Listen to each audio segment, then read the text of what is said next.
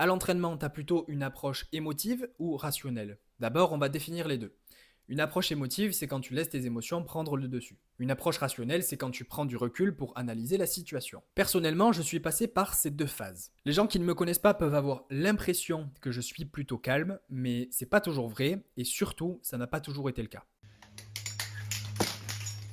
De base, j'ai un tempérament impulsif et j'ai du mal à gérer l'échec, la défaite, l'adversité, tout ce genre de choses. Si je me fais déchirer dans un jeu vidéo, j'ai une colère qui monte en moi et j'ai beaucoup de mal à gérer ça. Le problème, c'est que si je me laisse emporter par mes émotions, je me fais encore plus déchirer. C'est donc un cercle vicieux. Par le passé, si mon top 7 ne passait pas exactement comme je voulais, ça m'énervait, je laissais mes émotions prendre le dessus, ce qui pouvait impacter négativement le reste de ma séance, voire le reste de ma journée. C'est une approche qui n'est pas viable sur le long terme, à part si tu veux avoir un quotidien horrible. L'an dernier, j'ai énormément challengé cette approche émotive. Comment? J'ai joué à Elden Ring. Et quand je jouais à ce jeu, j'ai pu observer quelque chose. Avec une approche émotive, je me faisais déchirer.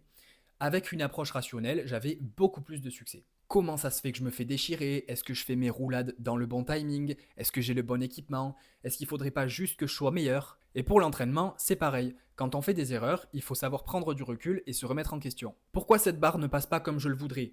Est-ce que je suis juste pas assez fort? Est-ce que j'ai eu une mauvaise technique? Est-ce que mon choix de barre a été drivé par mon ego? Est-ce que j'ai fait ce qu'il fallait pour arriver bien préparé pour cet entraînement, que ce soit avant l'entraînement ou même avant la série de travail en question? C'est une approche beaucoup plus constructive qui te permettra d'avoir de bien meilleurs résultats. Et surtout, ça t'évitera de déprimer le reste de ta journée parce que ton top 7 n'est pas passé comme tu le voulais.